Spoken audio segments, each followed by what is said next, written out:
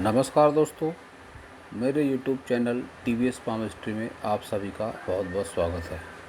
दोस्तों, यह 38 वर्षीय मैरिज हाउसवाइफ का हाथ है। इनके हाथ को देखकर आज हमें जानने का प्रयास करेंगे कि हस्तरेखा विज्ञान इनकी हस्तरेखाओं के बारे में क्या क्या कहता है। तो शुरू करते हैं इनके हाथ के साइज से। इनके हाथ का साइज एक कंप्लीट स्क्वायर हैंड है। ऐसे हाथ वाली महिलाएं बहुत ही मेहनती और हिम्मती नेचर की होती हैं। इनका हाथ भरपूर चौड़ाई लिए हुए है और हाथ का रंग भी सकारात्मक है। तो विपरीत से विपरीत परिस्थिति में हार न मानने वाली ऐसी महिलाएं होती हैं। अब इनके उंगलियों को देखते हैं तो सबसे पहले बुध फिंगर को देखते हैं। बुध फिंगर की लंबाई सूर्य फिंगर की लंबाई से बहुत ज़्यादा कम है। तो यह जब भी ऐसी उंगली होती है तो यह बुध पर्वत के गुणों में भी कमी लाती है। और ऐसी महिलाएं ऐसा देखा गया है कि बहुत ही रिजर्व नेचर की होती हैं। बहुत ज़्यादा लोगों से घुलना मिलना इन्हें पसंद नहीं होता है। अंतर्मन स्वभाव की पाई जाती हैं। अपनी समस्याएं, अपने विचार, अपनी दुख तकलीफ सब किसी से साझा करना ऐसी महिलाओं की आदत नहीं होती है। बावजूद इसके सभी से मेल जोल रखने वाला नेचर होता है इनका, क्योंकि सूर्य फिंगर और बुध फिंगर के बीच में गैप जरा सी भी नहीं है। तो रिश्तेदारों से और घर परिवार के लोगों से मेल जोल ऐसे लोगों का, ऐसी महिलाओं का बना रहता है। सूर्य फिंगर को देखते हैं तो सूर्य फिंगर की लंबाई और गुरु फिंगर की लंबाई करीब करीब एक जैसी है। जब भी इस तरह से सूर्य फिंगर की और गुरु फिंगर की लंबाई एक जैसी होती है तो ऐसा देखा गया है कि ऐसी महिलाओं के पास में दिल और दिमाग का बहुत बेहतरीन तालमेल होता है। लाइफ में कोई भी डिसीजन लेते समय ऐसी महिलाएं जल्दबाजी नहीं करती हैं, सोच विचार कर ही कोई भी लाइफ का फैसला लेती हैं। और ऐसा देखा गया है कि ऐसे ही महिलाओं का डिसीजन लाइफ में सही भी होता है। ऐसी महिलाओं में लीडरशिप क्वालिटी पाई जाती है, घर परिवार में हो या बाहर। ऐसा देखा गया है कि घर परिवार में भी इन्हीं की मनमर्जी चलती है। और शनि फिंगर को देखते हैं तो शनि फिंगर की लंबाई मोटाई भी अच्छी है। लेकिन जब इस तरह से शनि फिंगर, गुरु फिंगर और सूर्य फिंगर की लंबाई में बहुत ज़्यादा फर्क नहीं रह जाता है तो ऐसा देखा गया है यह थोड़े भाग्य में कमी का संकेत भी होता है। शनि फिंगर की लंबाई थोड़ी ज़्यादा होनी चाहिए, तब इसके गुणों में बहुत अच्छा प्रभाव देखने को मिलता है। लेकिन लंबाई अपने आप में ठीक है, लेकिन ये दोनों फिंगर है, गुरु फिंगर और सूर्य फिंगर, इनकी लंबाई ज़्यादा होने के चलते शनि फिंगर के प्रभाव में थोड़ी कमी आ सकती है। अब देखते हैं इनका अंगूठा। अंगूठे की लंबाई मोटाई अच्छी है। इच्छा शक्ति की कमी हो जाती है कभी कभी तनाव और परिस्थितियों के चलते। अपनी बात सामने वाले को समझाने में भी ऐसी महिलाओं को थोड़ी दिक्कतों का सामना करना पड़ता है। अपनी बात सामने वाले को समझाने में थोड़े असफल रहती हैं ऐसी महिलाएं, क्योंकि जब भी इस तरह से आड़ी रेखाएं आ जाती है तो तर्क शक्ति की थोड़ी कमी हो जाती है। इसका एक कारण ये भी है कि बहुत ज़्यादा किसी से मेल जोल नहीं रखती हैं ऐसी महिलाएं, तो बोलने में भी थोड़ी हिचक ऐसी महिलाओं को दूसरे के सामने होती है। संतान सुख इनके जीवन में अच्छा रहता है और दाम्पत्य जीवन भी इनका अनुकूल होता है।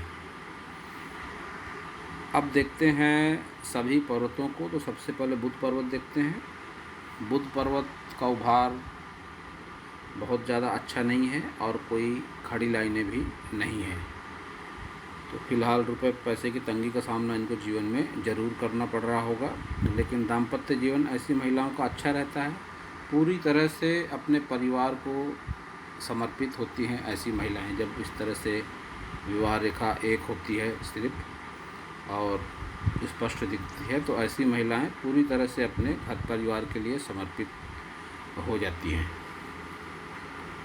सूर्य पर्वत की बात करते हैं तो सूर्य पर्वत इनका ठीक ठाक है। ऐसे कोई प्रतिकूल निशान या चिन्ह इस पर नहीं है। लेकिन मिडिल एज के बाद ही ऐसी महिलाओं को उचित धन, यश और मान सम्मान मिल पाता है। ये विद्या रेखा भी हाथ में है तो इनके पास कोई ना कोई एक आर्टिस्टिक क्वालिटी ज़रूर होगी। वो आर्टिस्टिक क्वालिटी कोई भी हो सकती है, हज़ारों तरह की कलाएं होती हैं। अब इस कला का पढ़ाई लिखाई से कोई मतलब नहीं होता, डिग्री से कोई लेना देना नहीं होता। कोई ना कोई कला ऐसी महिलाओं के पास ज़रूर होती है जिसके चलते यह समाज में पहचानी जाती हैं। शनि पर्वत को देखते हैं तो शनि पर्वत थोड़ा दबा हुआ है, तो मन में असंतोष की भावना देता है इस तरह का शनि पर्वत। लेकिन जो लाइनें चल रही हैं वह धन के लिहाज से अच्छी हैं। मिडिल एज के बाद इसके अच्छे परिणाम देखने को मिलते हैं। यह लाइन मिडिल एज क्रॉस करने के बाद में रुपए पैसे के लिए अच्छी मानी जाती हैं। गुरु पर्वत देखते हैं तो गुरु पर्वत भी इनका अच्छा है। गुरु पर्वत पर लाइनें अच्छी चल रही हैं, उभार भी गुरु पर्वत का अच्छा है। गुरु पर्वत इनके जीवन में अच्छी परिणाम देगा। एक इनकम्प्लीट गुरु वलय है जो मन में इनके धार्मिकता का संकेत दे रहा है। गुरु वलय जब भी किसी के हाथ में होता है तो ऐसी महिलाएं धार्मिक प्रवृत्ति की भी होती हैं। अब देखते हैं मंगल पर्वत। तो मंगल पर्वत पर, दोनों मंगल पर्वत पर भरपूर उभार है जो इनके हिम्मत और आत्मविश्वास का संकेत दे रहे हैं दोनों मंगल पर्वत। ऐसी महिलाएं विपरीत परिस्थिति में भी संयम न खोने वाली होती हैं और अपने निर्णय स्वयं लेने में सक्षम भी होती हैं। इसके बावजूद मंगल पर्वत थोड़े नकारात्मक परिणाम दे सकता है जीवन में। ये जो रेखाएं चल रही है इन्हें राहु रेखा कहते हैं। ये रेखा जब तक रहती हैं उस उम्र तक व्यक्ति के जीवन में तकलीफ हर तरह की रहती है। शारीरिक परेशानी, मानसिक परेशानी, आर्थिक परेशानी, और वो परेशानियां इनके जीवन रेखा, मस्तिष्क रेखा और हृदय रेखा तीनों पर स्पष्ट दिख रही है। उन रेखाओं पर जब आएंगे तो और चर्चा कर पाएंगे, लेकिन इनके जीवन में 40 वर्ष के आसपास तक संघर्ष बना हुआ है। उसके आगे की लाइफ इनकी अच्छी कह सकते हैं। तो अब देखते हैं इनका शुक्र पर्वत। शुक्र पर्वत पर उभार अच्छा है। जब इतना अच्छा उभार शुक्र पर्वत का हो जाता है तो ऐसा देखा गया है कि ऐसी महिलाओं का व्यक्तित्व आकर्षक होता है। दूसरे को प्रभावित करने की क्षमता अवश्य होती है इनके पास में। अपने बलबूते पर कई तरह के सुख सुविधाओं के साधन इकट्ठा कर पाने में भी ऐसी महिलाएं जीवन में सक्षम होती हैं। और इस तरह की जब खड़ी लाइनें चलती हैं तो ऐसी महिलाओं का सामाजिक दायरा अच्छा होता है। भाषा शैली भी ऐसी महिलाओं की अच्छी होती है। और इन लाइनों को इन्वेस्टमेंट के लिए भी देखा जाता है। लाइफ में ऐसी महिलाएं बढ़ती उम्र के साथ में इन्वेस्टमेंट भी अवश्य कुछ न कुछ ज़रूर करती हैं।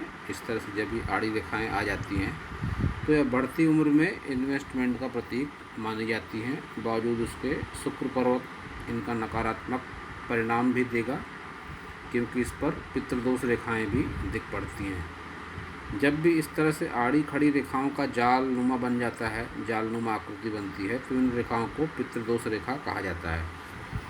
और इनके हाथ में पितृदोष के साथ में कालसर्प दोष भी दिख पड़ता है।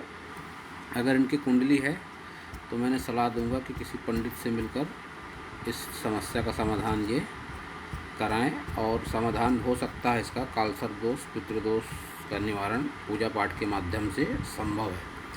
कालसर्प दोष कहाँ है मैं आगे ज़रूर बताऊंगा। अब देखते हैं इनका चंद्र पर्वत। तो चंद्र पर्वत इनका नकारात्मक है, दबा हुआ चंद्र पर्वत है, और उस पर रेखाएं भी कोई बहुत ज़्यादा अच्छी रेखाएं नहीं चल रही हैं। यह रेखा जो लहराकर चल रही है, इस रेखा को भी कालसर्प दोष की रेखा मान सकते हैं। बावजूद उसके और भी कई रेखाएं हैं जो कालसर्प दोष से जोड़कर देखी जा सकती हैं, लेकिन यह रेखा भी उसी श्रेणी में आती है। और इनके चंद्र पर्वत पर एक बहुत बड़ा द्वीप भी बन रहा है, और यह द्वीप इनकी भाग्य रेखा पर है। जब इतना बड़ा द्वीप बन जाता है भाग्य रेखा पर, और उस पर भी चंद्र पर्वत पर, तो इस उम्र तक जिसके भी हाथ में इस तरह से द्वीप बनता है उस टाइम पीरियड पे ऐसे लोग तरक्की नहीं हो पाती है। अब इनकी अगर एज को काउंट करेंगे तो कुछ इस तरह से एज है इनकी 45 40 साल के बाद ही इनके जीवन की तरक्की संभव है, क्योंकि ये जो लाइन एक तरह से क्रॉस कर रही है, ये लाइन 40 वर्ष के आसपास है और इससे थोड़ी सी और ज़्यादा दिखाई पड़ रही है। इसका मतलब 40 प्लस के एज के बाद ही इनके लाइफ में अच्छा टाइम आने वाला है। और अब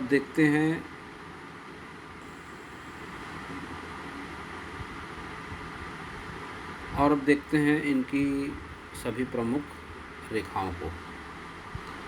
तो सबसे पहले देखते हैं इनकी हृदय रेखा को। हृदय रेखा की लंबाई अच्छी है और जो परिस्थितियां बन रही है वह अच्छी कही जा सकती हैं, लेकिन हृदय रेखा पर तनाव भरपूर है। 40 वर्ष के आसपास तक बहुत ज़्यादा तनाव इनके जीवन में दिख पड़ता है। आगे की लाइफ इनकी अच्छी है। अब माइंड लाइन को देखते हैं तो माइंड लाइन पर भी वही तनाव, 40 वर्ष की आयु तक तनाव भरपूर है। आगे माइंड लाइन पतली होकर चल रही है, मतलब आगे की लाइफ इनकी अच्छी कही जा सकती है। और जीवन रेखा की बात करते हैं तो वही तनाव जीवन रेखा पर भी दिख पड़ता है।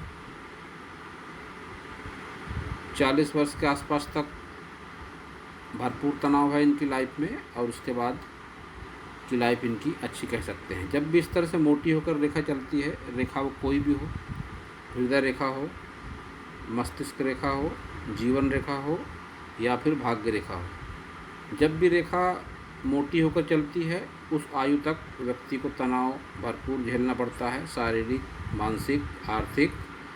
और जब लाइन पतली होकर साफ होकर चलने लगती है तो उसके बाद की लाइफ अच्छी रहती है। तो इनकी तीनों लाइन पर, हृदय रेखा, इनकी मस्तिष्क रेखा और इनकी जीवन रेखा पर भरपूर तनाव दिख पड़ता है 40 वर्ष की आयु तक। उसके बाद की लाइफ इनकी अच्छी है। तो अब देखते हैं इनकी भाग्य रेखा को। भाग्य रेखा इनकी चंद्र पर्वत से निकल रही है।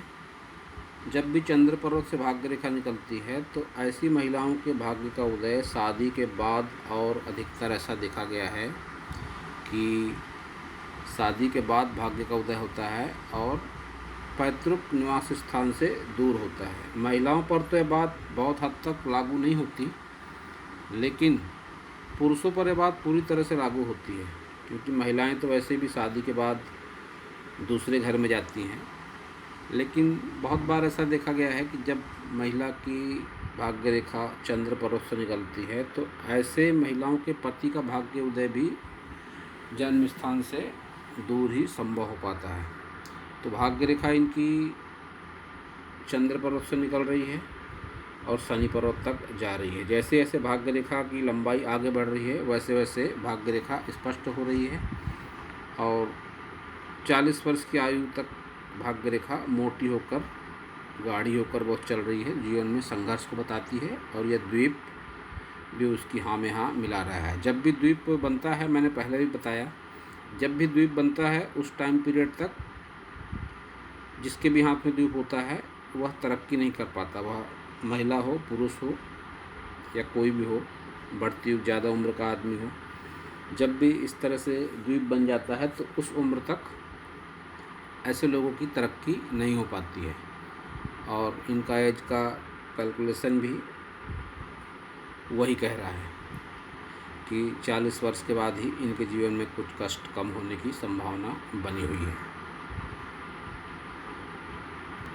तो जो मैंने कालसर्प दोष वाली बात कही थी, इनकी अगर मस्तिष्क रेखा को देखते हैं तो ये इनकी मस्तिष्क रेखा है